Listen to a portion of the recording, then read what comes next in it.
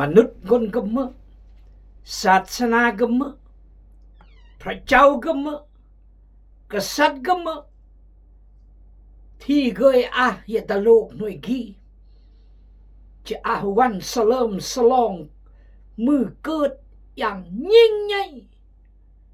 ไปทั่วโลกเงิน2,400 ล้านแม้แต่มุสลิมอิสลามพุทธฮินดูก่อนน้องเฉลิมฉลองก่อนน้องเด็กเครื่องเครื่องย่องห้องเพลงคริสต์มาสทั่วประเทศทั่วโลกเรื่องพระเยซูคริสต์ชาวนาซาเรตนามนี้แต่ไม่จะเป็นอย่างนี้เพราะอำเมอเกิดจากมนุษย์อำเมอเกิดจากยงจากมาอำเมอเกิดจากเลือดเชื่อนังเกิดจากพระเจ้าประยูรกูดดาลุยมาลีพระเจ้ารักโลกส่งพระสูจูรพระมาพูดดาลงลุยมาลีเทวดากำกับดูแลจนเกิดสกีจะเฮียนเรื่องพระเยซูเกิดสะเทือนและกระทบและเมื่อเกิดขึ้นถ้าพี่น้องพลาดเฮียนยังจบมวยรอบบารอบผิดหวังเปิดศาสนาก็มาเปิดพระเจ้าองค์ก็มาคนฉลองวันเกิดยิ่งใหญ่ไปทั่วโลกยิ่งใหญ่ไปทุกแก่ทุกมุมทุกชาติทุกเผ่าทั่วโลกเอเมนฮาเลลูยาครอสมาเลก่อนก็มูตุสิลอย่ายิ้มอ่อนยิ้มแหงยิ้มมกยิ้มรำกองยิ้มลองยิ้มกระต่างยิ้มกลางยิ้มกุ้งขอพระเจ้าอวยพรอันก่อนก็มูตุสิลลำเบอเลยัดกังเปรียยสุขภาพร่างกายกนาเวียกสอบเบอร์ห้ามเฮียนศึกษาครอนบ่อกลางแรงกนอีกจะต้องหล่อเข้มแข็งและกล้าหาญและเด็ดเดี่ยวจึงดำเนินเวียกสำเร็จถ้าอีเปอร์ความกล้าหาญ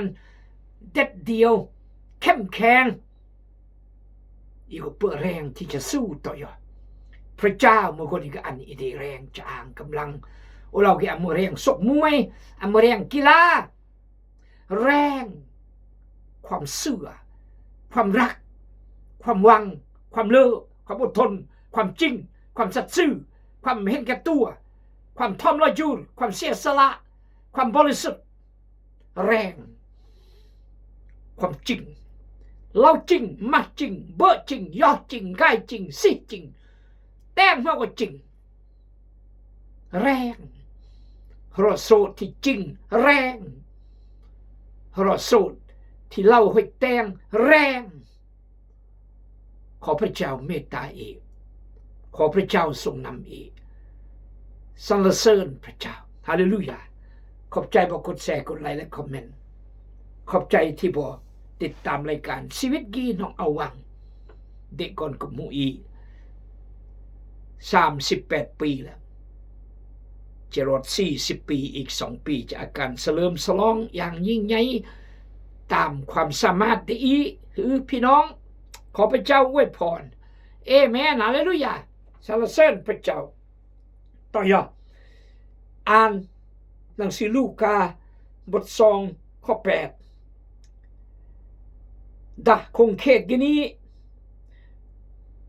ได้มีคนเลี้ยงแกะที่อยู่ตามทงนอนเฝ้าฝูงแกะของพวกเขาในเวลากลางคืนมีเทวดาตนหนึ่งขององค์ผู้เจ้าได้มาปรากฏแก่พวกเขาและพระรัศมีขององค์พระผู้เป็นเจ้าก็ส่องแจงอ้อมรอบพวกเขาดังนั้นพวกเขาจึงตกใจยานไล่แต่เทวดาตนนั้นได้กล่าวแก่พวกเขาว่าอย่าเลยเฮานำข่าวดีมาบอกให้พวกเจ้าฮู้เป็นข่าวที่นำความสมชื่นยินดีอันใหญ่ มาสู่ประชาชนทั้งหมดเพราะว่าในวันนี้องค์พระผู้เป็นเจ้าองค์พระผู้ช่วยโพธิ์ช่วยให้พ้นองค์หนึ่งคือพระคริสต์ได้มาบังเกิดอยู่ในเมืองของดาวิดสำหรับเจ้าทั้งหลายนี่แหละจะเป็นไม้สำคัญแก่พวกเจ้าคือพวกเจ้าจะได้พบพระกุมารองค์หนึ่งพันผ้าอ้อมนอนอยู่ในห้างหญ้าในทันใดนั้นก็มีกองทัพเทวดาแห่งสวรรค์หมู่ใหญ่มาปรากฏกับพวกเทวดาตนนั้นร่วมกันฮ้องสรรเสริญพระเจ้าว่าพระรัศมีจงมีแก่พระเจ้าในสวรรค์ที่สูงสุดและที่แผ่นดินโลกจงมีสันติสุขแก่มนุษย์ทั้งปวงผู้ที่พระองค์ทรงพอพระทัยนั้นสรรเสริญพระวจนะพระคำพระเจ้าครอนอิร่วมยออธิษฐานพยงพระกรพระมารบริสุทธิ์พระองค์ประเสริฐที่สุดพระองค์เลิศล้ำที่สุดและพระองค์กิ้งตำบเรารักเมตตาพระองค์เมื่อพระเจ้าอัลฟาโอเมกาเมื่อตูดและเมื่อตัวเมื่อตรานและเมื่อขึ้นศึกและเมื่อพระเจ้าอาศิวิทยัตและเมื่อพระเจ้ากิ้งตำบเรารักขอพระวจนะพระคำสิกีรอดยงบะพี่น้องนูนใจเล่าโลมท่าทายชีวิตอันเกิดเมื่อชีวิตที่เปลี่ยนแปลงชีวิตอำเห็นแก่ตัวชีวิตสัตย์ซื่อชีวิตทอมลอยจูรชีวิตถวายเกียรติพระเจ้าขอพระเจ้าอวยพรอันอุเดสติปัญญาพลังอำนาจจากพระมารบริสุทธิ์พระเจ้าขอพระเจ้าเยียวยารักษากลจูวาทุกกล่องมองเรียมขอพระเจ้าพบปะเราต้องการเด็กคนยังก็ต้องการขอพระเจ้าย่อยสาวหนุ่มเลือกคู่ครองอนาคตได้นอและการเฮียนได้นอขอพระเจ้าทรงนำอธิษฐานในชื่อพระสุคริสต์เจ้าอาเมนดะคงเขตกันนี้กนเลี้ยงแกะกนเลี้ยงแกะตำต้อยธนาสิดะฮราเผาตุกแกะนี่คือสภาพกนเลี้ยงแกะในเทวดาหยุดบุตรเหตุการณ์เกิดขึ้นเวลาพระเยซูหยุดเกิดในโลกีหนึ่งมารีจึงเกินบริสุทธิ์แต่มารก่อนสองสักเครียาและกัมราอิลิซาเบธมันนั่นก็คือมาเป้ายงเป้าเกิดก่อนโยฮันบัพติสโตโดยพระวิญญาณบริสุทธิ์ทรงนำต่อยะ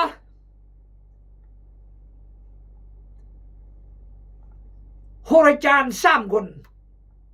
สะเทือนคนสลาดที่สุดก็เพื่อนยนบน้อมพระเยซูคริสต์เจ้าพวกเลี้ยงแกะตำต้อยที่สุดพระเจ้าก็น้องรักตะแนมอันเทวดายกเป็นเกลอันนอโกยนอบุบนอหนึ่งอันนอยนบโยไวยกกับพระเยซูคริสต์เจ้าโหราจารย์ก็ยกมอบสรีลกำยานและเครื่องอื่นต่างๆอันพระเยซูเทในกษัตริย์ก็สะเทือนเฮโรดแต่กับกายโอ้เมื่อกษัตริย์แล้วจะไงอีกตื่มเพื่อนแล้วก็มึงต้องจัดการนี่คือผู้อำนาจตำแหน่งอำนาจบทบาทอิทธิพลจะ ห่วงตำแหน่งและอำนาจจะเงาะตำแหน่งและอำนาจจะถูกกวาดปิดจะต้องกำจัดและก็อย่าผ่านก่อนแย่อายุ2 ปีอยู่500กี่คือเหตุการณ์เกิดขึ้นเมื่อพระเยซูหยุดเกิดไงถึงเวลาเจ้าจักรพรรดิอุคโตสร้างอันจุดสมโนครัวต่อยาลงแหลมก็ไงกินในเวลาเดียวกันนี้พ่อเมื่อก็ยาจุดสมโนกินต่อยาพระเยซูหยุดเกิดดากรอกสัตว์กี่เหตุการณ์เกิดขึ้นต่อยาอัศมิงประหลาดสมิงประหลาดสมิงอัศจรรย์และโหราจารย์ติดตามอยู่ปลอยกี่เหตุการณ์เกิดขึ้นแต่เวลาเดียวที่พระเยซูหยุดเกิดในโลกนี้ฉะนั้นจึงมีสิ่งแปลกประหลาดและมนุษย์คนก็เมื่อเกิดแบบเกิดและพระเจ้าก็เมื่อเราจะมาโมฮัมหมัดเราจะมาองค์สมมาสัมพุทธเจ้าเราจะมาวิษณุศิวาพระเจ้าที่บังเกิดในอินเดียฮินดูเราจะมาเมื่อตั้งแต่พระเยซูต่างเรียงและคนแต่งเวียกมึกเทวดาทั้งนั้นอำเพิงมนุษย์ที่กำลังกุยขี้เกิดเราดึงเกิดมีเทวดาตนหนึ่งขององค์พุทธเจ้าได้มาปรากฏแก่พวกเขาและพระรัศมีขององค์พุทธเจ้าก็ส่องแจ้งอ้อมหอบพวกเขาดังนั้นพวกเขาจึงตกใจอย่าไหลพวกน้อยจึงตกใจอย่าไหลแต่งมาจึงตกใจอย่าไหลเพราะเคยกุยไม่ปัดเพราะคาดหวังเพราะเดบกุลต่ำต้อยด้อยค่าเลี้ยงตุกแกะสิยำงาอีกปอกจมเปืองเฮแน่เป็นเยื่อเพื่อเย็ดเย็ดจงฟังเพลงฟุ้งเทวดาว่าสาธุกษัตริย์เกิดมาเอ้ยรักเราและก่อนจะแก้เสือพระเจ้ารักคนทุกจนเหมือนย่อกับนักวิชาการสลาดเฮรปัญญาเหมือนพวกโหริจารและก็จะได้อันเจ้านายกษัตริย์รัฐบาลประธานประเทศหนึ่งแต่กับกายต่างโยผู้เรื่องแก้ยนกโหราจารย์สลาดยนกแต่กษัตริย์ยผ่านโหราจารย์ยนบยไว้ยอันของขวัญผู้เลี้ยงแกะยสมซื่นยินดีสมซวยยบึบแต่กษัตริย์บึบกำมังเด็กคำสั่งกษัตริย์โก้คนตัวก่อนแย่จำรอโลดดักกุงเบธเลเฮมกี่แหละเทวดาจึงมอกผู้เล่นแก่ตังอพ่อก็จะอากนอยู่โก้คนตัวโก้หัวแต่ตังอพระสู้สอนหนังสือมัทธิวเราเนี่ยมัทธิวบท10ตังอกนกับผ่านเพื่อนหนึ่งล้อตังอกนกับผ่านเพื่อนหนึ่งล้อแต่ในอันง้อกนอยู่กับผ่านปลาและประมาณนั่นก็คือเด็กนรกอวิจีกษัตริย์เด็กอำเบือนประธานประเทศเด็กนรกอำเบือน ตัดสินมนุษย์หลังจากฮานบีเบือนอำนาจเนาะตำแหน่งเนาะอำนาจเนาะบทบาทเนาะอิทธิพลเนาะเมื่อเนาะชีวิตยับเท่านั้นหลังจากโลยชีวิตโลยกลับบางคนโลยตำแหน่งน้องบทบาทน้องอำนาจน้องอิทธิพลแต่เหมือนโลยตรีมู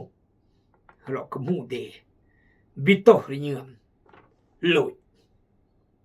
ฉะนั้นตั้งงอยกอาศิษย์ผ่านปลอแล้วหลังจากติริเนียมยติเกอดโลกยติเกอติริเนียมยติเกอเมื่ออีจงกว่าฉะนั้นตั้งyes แต่เทวดาตนนั้นได้กล่าวแก่พวกเขาว่าอย่าเลยเฮานำข่าวดีมาบอกให้พวกเจ้าฮู้ตั้งเลยโอ้นำข่าวลืออันบ่ดีกี้แหละข่าวประเสริฐแต่คริสเตียนเกิดขึ้นขี้แหละลูกาบท2ข้อ10นี่แหละพระคัมภีร์มังป้อพระคัมภีร์เมข่าวประเสริฐก็คือเรื่องพระเยซูหยุดเกิดแต่โลกกี้จื้ออุ่นยงมาพี่น้องตายแดงแฮมหยอกคริสเตียนเลยจำวนข่าวประเสริฐคือพระเยซูหยุดเกิดดักกุ้งเป็ดเลยเห็บนี่ข่าวเลอะ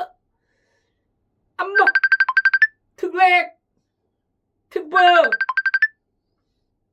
บุบก่อนเล่มมาสริยาแวนรถแวนกลางเลื่อนตำแหน่งอักบุลมากไปสุขภาพเลิกแรงแรงอัมบะและแมนเมื่อพระผู้ช่วยอัลลอฮ์หยุดเกิดแล้วคือพระเยซูเมื่อพระเจ้าที่ช่วยอัลลอฮ์หยุดเกิดต่างเลยโอนำข่าวเลิกไก่มอกพวกบอหนึ่งเมื่อข่าวที่นำความสมซื่นยินดีอันใหญ่มาสู่ประชาชนทั้งหมดเพราะว่าในวันนี้องค์พระผู้เป็นเจ้าโพดช่วยให้พ้นองค์หนึ่งคือพระคริสต์ได้มาบังเกิดอยู่ในเมืองของดาวิดสำหรับเจ้าทั้งหลายสำหรับเจ้าทั้งหลายบ่ปฏิงลอดอัมยิวและอเมริกาฝรั่งอังกฤษญี่ปุ่นเกาหลีจีนรัสเซียบราซิลแอฟริกายุโรปเอเชียไปพวกเจ้าทั้งหลาย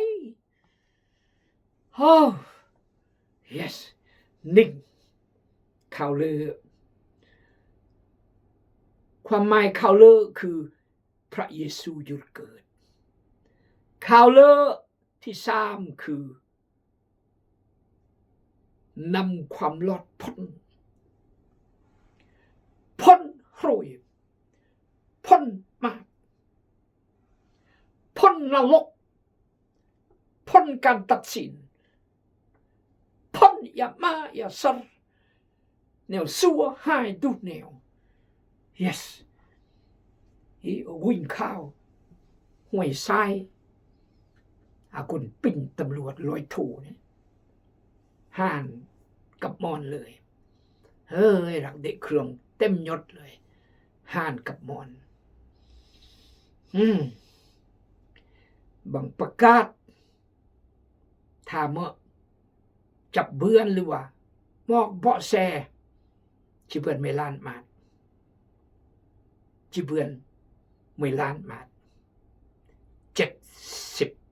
700 ล้านกีบเพราะมาข่าวร้าย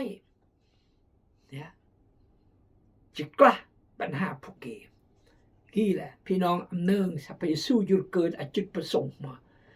และเมื่อข่าวเลอเนี่ยเมื่ออันยุดหล่อลอดพ้นและชีวิตนิรันดร์และอภัยมาและไทยมาและกลางมาและชนะรวยชนะมาชนะความหานบิครุนรกบิทึกตัดสินยัดโลกีพระเจ้ายัดบรอมยอมเสื่อมยังพระคำพระเจ้ายังกฎหมายบ้านเมืองอำอันสังคมสั่วไงกลัวชีวิตยัดโลกีด้วยความรักพระคุณในพระเจ้า yes เพราะว่าในวันนี้องค์พระผู้ช่วยโพธิ์ให้พ้นองค์หนึ่งมามากองค์หนึ่งมวยองค์เขาเป็นทางนั้นเขาเป็นความจริงเขาเป็นชีวิตบอกมีผู้ได้มาถึงพระบิดาได้นอกจากมาทางเฮาโอ้มงอนก็นี่มึงรอจริงและมึงชีวิตมาเมื่ออยู่จะรอพระยงเบิดนอกจากงออูมวยองค์มวยงอมวยสวรรค์มวยพระเจ้าเอเมนคริสต์มาสครอนพี่น้องหมดพระคำเกกายซ่อนพี่น้องเดกายเทศพระเจ้าจะอวยพรเอเมนองค์ผู้ช่วยโพธิ์ให้พ้นองค์หนึ่งคือพระคริสต์ได้มาบังเกิดอยู่ในเมืองดาวิดสำหรับเจ้าทั้งหลายสำหรับบอกปะถึงโลยสำหรับซิโอนคำเย่งโยชัวนิดจาโคบีจาเนสร้อยจำนวนที่เสื่อเกือและน้อมดับทันเสื่อที่เสื่อขอพระเจ้าเมตตาเองขอพระเจ้าทรงนำนี่คือความหมายคริสต์มาสต่อยะนี่แหละจะเป็นไม้สำคัญแก่พวกเจ้าคือพวกเจ้าจะได้พบพระกุมารองค์หนึ่งพันผ้าอ้อมนอนอยู่ในรังหญ้านั่นสิ่งที่บ่จิปุ๊บและบ่จิกุยเป็นเตะอันกุยเสมอความจริงคือจะบุบคนงาเกิดปืนบอกคนงาจุ่มบรอและเมื่อพระเจ้าองค์หนึ่งจุดเกิดตะโลกเพื่อจัดการรวยจัดการมาจัดการเบื่อกำปงรวยขอพระเจ้าเมตตาเองนี่คือเทวดามอบพวกเลี้ยงแก่ละเอียดโหราจารย์บางเป็นแกล้ด้านเสมิงประหลาดเสมิงพิเศษดาวพิเศษดาวอัศจรรย์แต่พวกเลี้ยงแก่เปิดการศึกษาห้ามเฮียนอยู่โซเลยโปรมเลยมอกเลยย่อเลยบึกพระเจ้ายิ่งใหญ่สูงสุดขอพระเจ้าอวยพรยังไม่รอบารอบอาเมน